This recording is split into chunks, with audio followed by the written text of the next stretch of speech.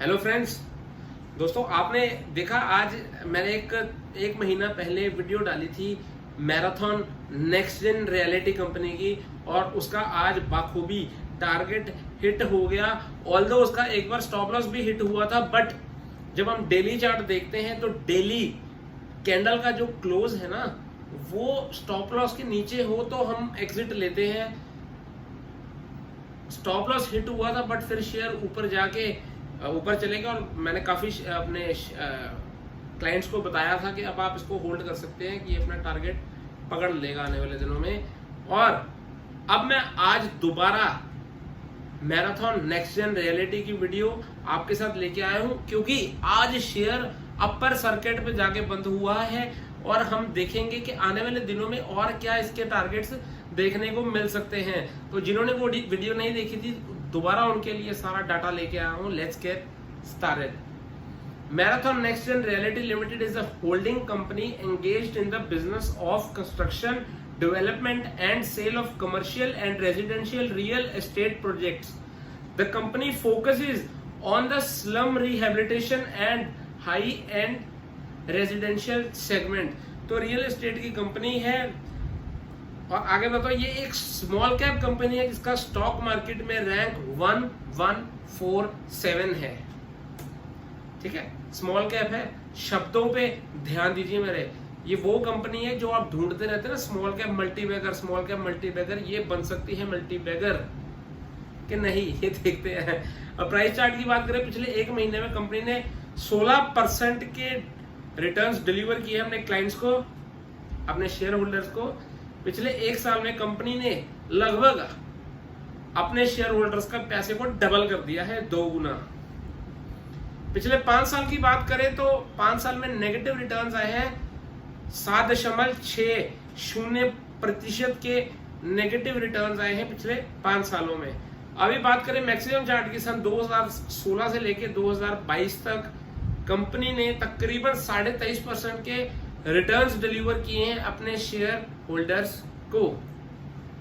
अभी आज ये शेयर 172 पे 65 पैसे पे जाके बंद हुआ। 20% का अपर सर्किट लगा था इसको और 28 रुपए 75 पैसे आज इस शेयर में पड़ गए एक ही दिन में। और आज का दिन कौन सा था जिस दिन मैंने लाल कपड़े पहने यार। मार्केट में आज इतनी गिरावट थी कि एक टाइम पे निफ्टी 300 पॉइंट से ज्यादा गिर चुका था और सेंसेक्स 1000 पॉइंट से ज्यादा गोता खा गया था आज, तब भी ये 20% के सर्किट पे था शेयर। तो यार हमारी रिसर्च कभी ना कभी किसी ना किसी के काम तो आई होगी या आती होगी। अब कुछ पॉजिटिव और नेगेटिव की बात करते हैं। इंट्रिंसिक वैल्यू, अभी शेयर का जो करंट भाव है वो इंट्रिंसिक वैल्यू से ज्यादा है, मतलब शेयर हमें अभी महंगा मिल रहा है। तो ये क्वेश्चन मार्क है। एफडी रेट से कंपेयर करें तो स्टॉक ने बीते दिनों में एफडी से बेटर रिटर्न्स नहीं दिए। डिविडेंड रिटर्न की बात करें तो स्टॉक बहुत अच्छा डिविडेंड नहीं देता। एंट्री पॉइंट की बात करें तो सही टाइम है स्टॉक को कंसीडर करने का क्योंकि स्टॉक ओवरबॉट जोन में नहीं है टेक्निकल चार्ट्स के ऊपर। No red flag, stock ASM या जीएसएम की लिस्ट में नहीं है और प्रोमोटर की होल्डिंग प्लेज नहीं है। ये एक पॉजिटिव पॉइंट हो गया। तो 3 नेगेटिव 2 पॉजिटिव। डिविडेंड की बात करें तो शेयर ने आखिरी 17 सितंबर 2019 को 50 पैसे का डिविडेंड दिया था। उसके बाद 20, 21 और ये 22 चल रहा है, अभी तक कोई डिविडेंड की आवाज नहीं आई। मतलब 3 साल हो गए डिविडेंड नहीं दिया कंपनी ने। अभी कुछ फाइनेंशियल रेशियोज की बात करें तो कंपनी का जो टोटल रेवेन्यू है, ये देखिए टोटल रेवेन्यू हर साल बढ़ रहा है। कोरोना के साल को छोड़ दीजिए, बाकी रेवेन्यू अच्छा खासा बढ़ रहा है। नेट इनकम की बात करें तो इनकम यार 2019 में 31 करोड़ थी, फिर घटकर 24 करोड़ हो गई, फिर 15 करोड़ हो गई और अब फिर 23 करोड़ हो गई। तो मतलब अगर हम 2019 से कंपेयर करें तो नेट इनकम में तो इजाफा नहीं है, नेट इनकम तो घटी है। तो ये एक इसको हरी झंडी मिलेगी, इसको ग्रीन सिग्नल नहीं मिलेगा शेयर को इस बेसिस पे। अभी फाइनेंशियल ईयर की और रेशियोज देखें, नेट अगर टोटल एसेट और टोटल लायबिलिटी की बात करें तो कंपनी के टोटल एसेट हर साल बड़े हैं, बहुत पॉजिटिव है। बट अगर लायबिलिटी की बात करें तो यार अगर एसेट बढ़े तो कंपनी की लायबिलिटी भी बढ़ गई है। 2018 में 335 करोड़ की लायबिलिटी थी, जो फाइनेंशियल ईयर 2020 में 1019 करोड़ की हो गई और फाइनेंशियल ईयर 21 में फिर से घटकर 832 करोड़ की हो गई। बट 2018 से 2021 का कंपेयर करें तो लायबिलिटी भी कंपनी की बढ़ गई है। अगर एसेट बढ़े हैं तो ये भी एक चिंता का विषय है। अगर कैश फ्लो स्टेटमेंट की बात करें तो फ्री कैश फ्लो देखते हैं कंपनी का कितना है। 2018 में 167 करोड़ का फ्री कैश था कंपनी के पास, 2019 में वो घटकर 91 करोड़ रह गया, 2020 में और ज्यादा घट गया और कैश कंपनी के हाथ में सिर्फ 18 करोड़ रुपए का रह गया। बट अगर बात करें फाइनेंशियल ईयर 21 के तो कंपनी के हाथ से सारा कैश फ्लो निकल गया है और ये माइनस में आ गई है फिगर 109 करोड़ की। तो ये भी एक नेगेटिव पॉइंट माना जाएगा कंपनी के लिए। होल्डिंग ट्रेंड की बात करें तो पिछले 6 महीनों में प्रमोटर की होल्डिंग इस कंपनी में स्टेबल रही है, तो ये कांस्टेंट पॉइंट है या स्टेबल पॉइंट है। प्रमोटर की प्लेज होल्डिंग नहीं है, ये एक पॉजिटिव पॉइंट है। और पिछले 3 महीनों में म्यूचुअल फंड ने अपनी होल्डिंग को इस कंपनी में कांस्टेंट रखा है, स्टेबल रखा है। तो 2 पॉइंट स्टेबल है और 1 पॉइंट पॉजिटिव है। अभी शेयर होल्डिंग पैटर्न मुझे यार ये कंपनी का सबसे अच्छा लगता है। मैं लास्ट वीडियो में बताया था कि प्रमोटर के पास तकरीबन 75% की होल्डिंग है और किसी भी कंपनी में अगर उसके प्रमोटर की होल्डिंग 51% से ज्यादा हो तो हम इसे बहुत पॉजिटिव मानते हैं। बट इसकी जो 75% है तो ये बहुत बहुत बहुत अच्छा पॉइंट है कंपनी के लिए। म्यूचुअल फंड के पास कोई होल्डिंग नहीं है शेयर में, डोमेस्टिक इंस्टीट्यूशंस के पास 0.01% की होल्डिंग है, फॉरेन इंस्टीट्यूशंस के पास 0.03% की होल्डिंग है और रिटेलर्स के पास तकरीबन 25% की होल्डिंग है। मतलब हम लोगों ने भी इसको ले रखा है शेयर को। पीयर कंपैरिजन की बात करें, इसकी पीयर कंपनी है डीएलएफ लिमिटेड, मैक्रोटेक डेवलपर्स और गोदरेज प्रॉपर्टीज। और पी रेशो की बात करें, पी रेशो में सबसे अट्रैक्टिव जो हमें कंपनी दिख रही है वो मैराथन ही है।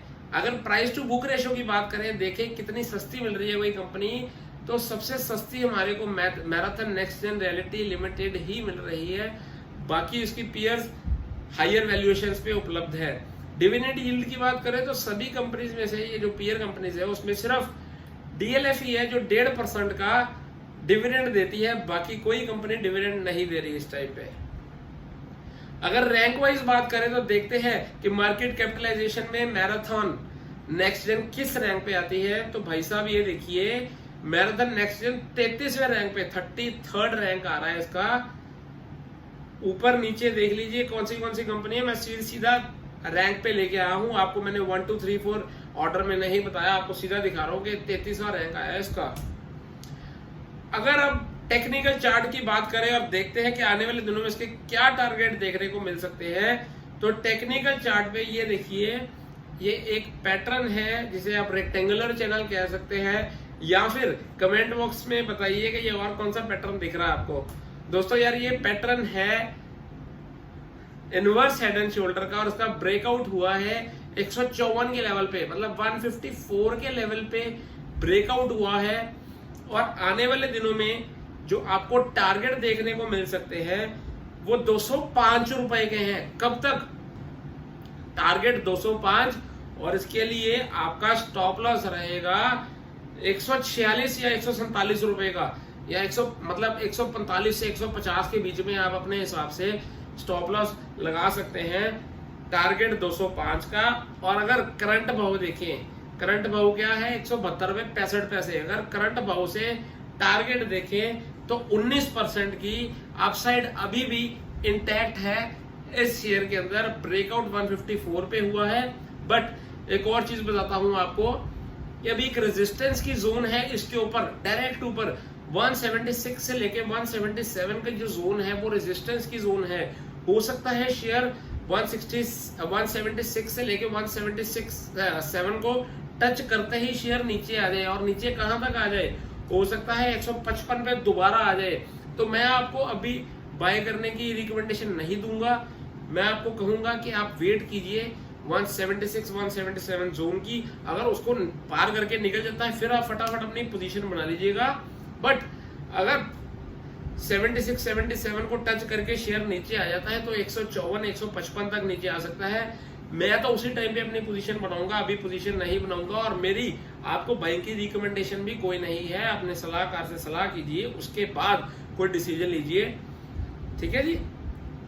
अभी मूविंग एवरेज की बात करें, 50 डे, 100 डे, 150 डे, 200 डे, सारी मूविंग एवरेज इसके शेयर ऊपर चल रहा है, जो कि पॉजिटिविटी दर्शा रहा है। और पॉजिटिविटी तो यार आप वैसे ही देख लो, मार्केट यार डाउन थी आज इतनी ज्यादा, 300 पॉइंट निफ्टी लुढ़का हुआ था और ये शेयर भाग रहा था। पॉजिटिविटी तो यहीं से पता लग जाती है ना आपको।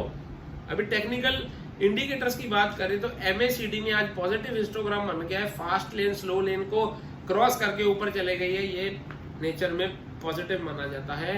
RSI की बात करें, RSI 70.5 है, ये अभी ओवरबॉट जोन में नहीं है शेयर। ओवरबॉट जोन में कब जाता है? जब ये RSI 80 क्रॉस हो जाती है।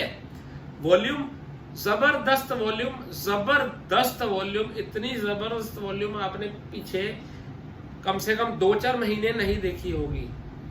DMI की बात करें, उसमें जो ब्लू लाइन है वो ADX की लाइन है, जो स्ट्रेंथ दर्शाती है किसी भी शेयर में। स्ट्रेंथ अभी बहुत ज्यादा नहीं है, 16 है, इसको हम बहुत ज्यादा कंसिडर नहीं करते। मैं यार अच्छी स्ट्रेंथ अब मानता हूँ ये जब 16 वाली 35 पे चले जाए, 40 पे चले जाए, वो मेरे लिए बहुत अच्छी स्ट्रेंथ होती है। और उस टाइम पे टारगेट्स आने के फटाफट टारगेट्स आते हैं ऊपर नीचे के। देखो ब्लू लाइन 16 पे है, उसके साथ ग्रीन लाइन आज भाग रही है और येलो लाइन नीचे आ गई है।